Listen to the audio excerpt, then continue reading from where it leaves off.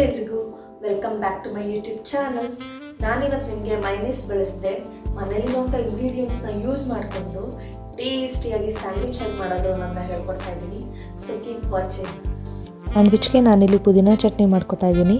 ಇದಕ್ಕೆ 1 ಕಪ್ ಪುದೀನ ಸೊಪ್ಪು, 1 ಕಪ್ ಕೊತ್ತಂಬರಿ ಸೊಪ್ಪು, ಹಸಿಮೆಣಸಿನಕಾಯಿ, 5 ರಿಂದ 6 ಬೆಳ್ಳುಳ್ಳಿ, ಶುಂಠಿ, ಈರುಳ್ಳಿ, ಸ್ವಲ್ಪ ಉಪ್ಪು ಹಾಕಿ ಮಿಕ್ಸಿ ಮಾಡ್ಕೊಳ್ಳಿ. ನಾನಿಲ್ಲಿ ಸ್ಯಾಂಡ್ವಿಚ್ಗೆ ಈರುಳ್ಳಿ, ದಪ್ಪಮೆಣಸಿನಕಾಯಿ, ಸೌತೆಕಾಯಿ ಮತ್ತು ಟೊಮೊಟೊನ ಯೂಸ್ ಮಾಡ್ತಾ ಇದ್ದೀನಿ. ಇದಕ್ಕೆ ಎಲೆಕೋಸು ಕೂಡ ಹಾಕೋಬೋದು. ಎಲ್ಲ ತರಕಾರಿಗಳನ್ನು ಉದ್ದಕ್ಕೆ ಅಥವಾ ರೌಂಡ್ ಶೇಪಲ್ಲಿ ಅಥವಾ ಸಣ್ಣ ಸಣ್ಣದಾಗಿ ಕೂಡ ಹೆಚ್ಕೋಬೋದು.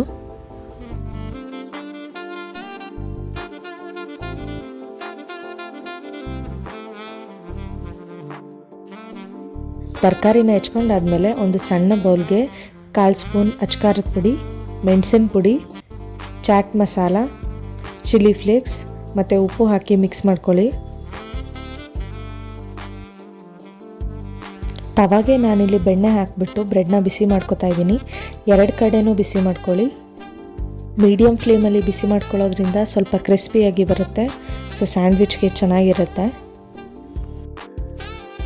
ಬೆಣ್ಣೆ ಬದಲು ತುಪ್ಪನೂ ಹಾಕೋಬೋದು.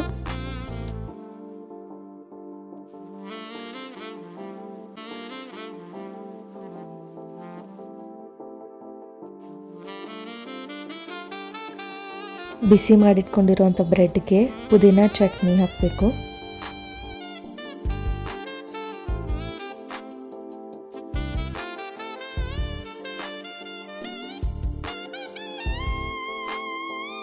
ಟೊಮೆಟೊ ಕೆಚಪ್ ಹಾಕೋತಾ ಇದ್ದೀನಿ.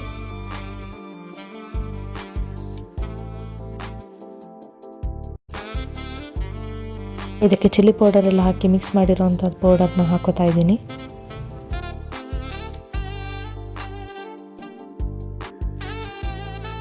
ಇದ್ರ ಮೇಲೆ ತರಕಾರಿ ಕಟ್ ಮಾಡ್ಕೊಂಡಿರ್ತೀವಲ್ಲ ಅದನ್ನು ಒಂದ್ರ ಮೇಲೆ ಒಂದು ಹಾಕ್ಕೊಂಡು ಹೋಗಬೇಕು.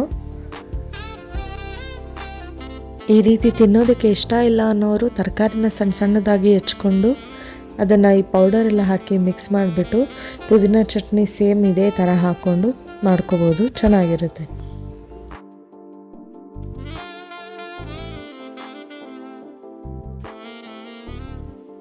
ಚೀಸ್ ಇಷ್ಟ ಇರೋರು ಚೀಸ್ನ ಕೂಡ ಹಾಕೋಬೋದು. ಮಕ್ಕಳು ಯಾರು ತರಕಾರಿ ತಿನ್ನಲ್ವೋ ಅವರಿಗೆ ಈ ಥರ ಸ್ಯಾಂಡ್ವಿಚ್ ಮಾಡಿಕೊಟ್ರೆ ಅವರು ತುಂಬ ಇಷ್ಟಪಟ್ಟು ತಿಂತಾರೆ. ಇದನ್ನು ಮಾರ್ನಿಂಗ್ ಬ್ರೇಕ್ಫಾಸ್ಟ್ಗೆ ಕೂಡ ಇದನ್ನ ಮಾಡ್ಕೋಬೋದು.